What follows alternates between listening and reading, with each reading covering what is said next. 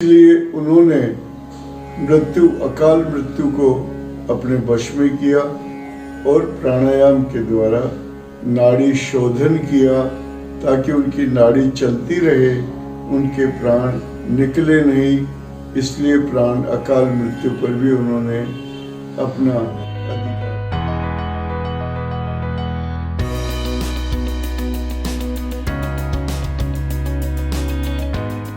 साहिब बंदगी, साहिब बंदगी, साहिब बंदगी। भक्तों, आज हम 43वीं साखी के रूप में आपके समक्ष उपस्थित हुए। साखी है गोरख रसिया जोग के मुए न जारी देह, मासु गले माटी मिले कोरा मांझी दे।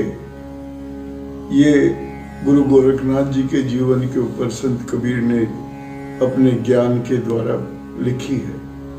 गोरखनाथ जी के जीवन को अगर हम अध्ययन करते हैं तो थोड़ा सा कठिन मार्ग हमें लगता है। गई साखी में हमने गोरखनाथ जी के अभिमान और आश्चर्यजनक जो चमत्कार करते थे वो उनके बारे में आपको बताया। आज गोरखनाथ जी के खुद के निजी जीवन के बारे में संत कबीर ने जो बताया वो साखी को हम आपके समक्ष सरल शब्दों में बताने के लिए उपस्थित हुए।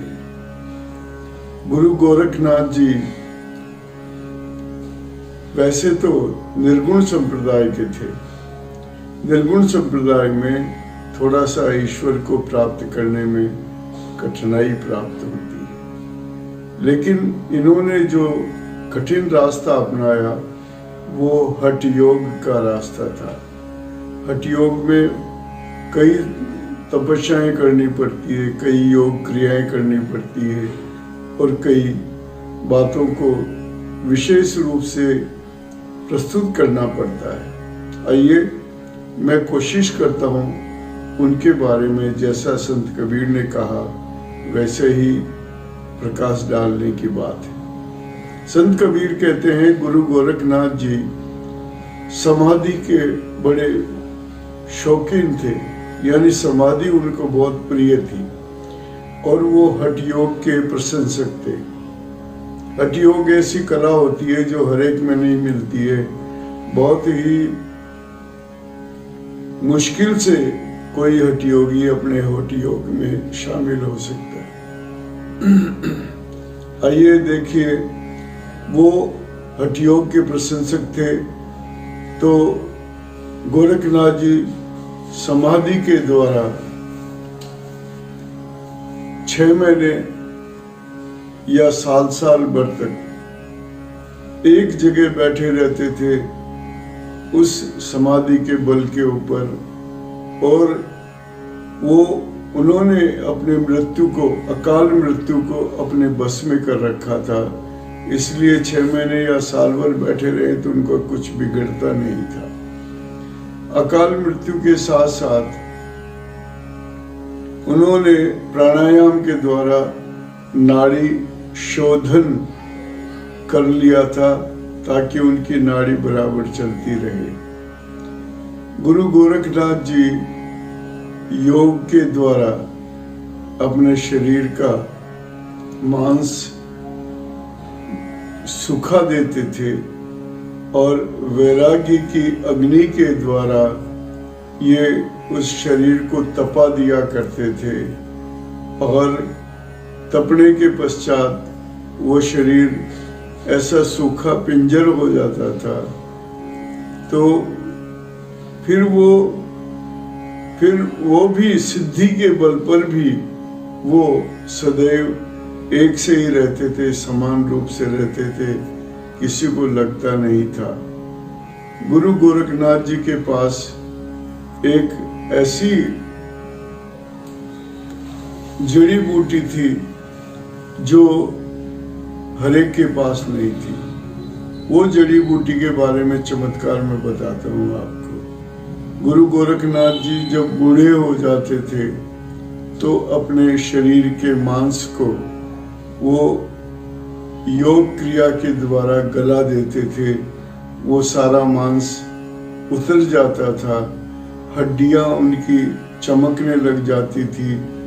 तब उस जड़ी के द्वारा, उस जड़ी बूटी के द्वारा जब वो सेवन करते थे तो उस शरीर के ऊपर पुराना मांस सारा हट जाता था और वो नए मांस से उनका शरीर बिल्कुल यौवन के रूप में प्राप्त हो जाता था। ऐसे गुरु गोरखनाथ जी अपनी कला के मर्मज्ञ थे। उनको हठ योग के अंदर बड़ी कहते हैं कि बड़ी निपुणता हासिल थी उनको। वो हठ योग में उनके बराबर कोई दूसरा संत हुआ ही नहीं। उनके मत वाले आज भी कहते हैं कि गुरु गोरखनाथ अमर रहे हैं, वो जीवित हैं, उनको कोई मार नहीं सकता। लेकिन संत कबीर कहते हैं जो जन्मता है वो मरता भी है और जिसने जन्म लिया है उसे मरना भी पड़ेगा। लेकिन अलग अलग मतों की अलग अलग विचारधारा है।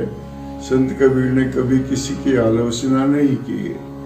उन्होंने अपना मत रखा कि इस संसार में ब्रह्मा विष्णु महेश भी अमर नहीं है, क्योंकि जो शरीर से जन्मता है वो अमर नहीं हो सकता है, वो आदि देव कहलाते हैं।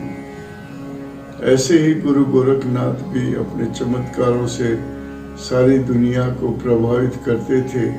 वो सिद्धि के बल पर कभी 6 महीने तक बैठ जाते थे, कभी साल भर तक बैठ जाते थे।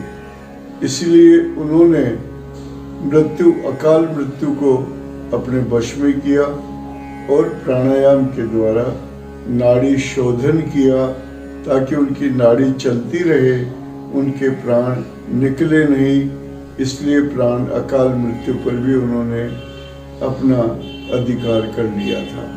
इसलिए वो 6 महीने बैठे या साल भर बैठे, उनके लिए कोई फर्क नहीं पड़ता था। लेकिन अंत में उनको मृत्यु ने वरण किया, उनका शरीर मरणशील हुआ और वो इस संसार से विदा हो गए।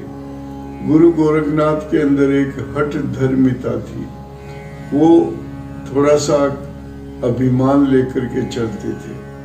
उस अभिमान के बदले वो अच्छे अच्छे संतों को अपने शास्त्रार्थ से हरा करके अपने संप्रदाय में शामिल कर लेते थे।